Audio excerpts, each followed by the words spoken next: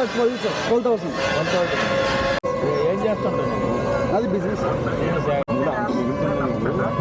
బాగా మిగులుతున్నాయి డబ్బులు మళ్ళీ 12,000 ఇస్తున్నాడు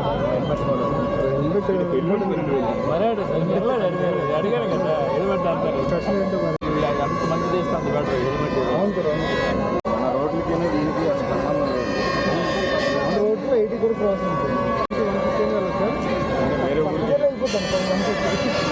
150 వెళ్ళిపోతుంది. ఆయిల్ అంత వచ్చింది అన్నదానికైనా దాన్ని మేపడం కష్టం.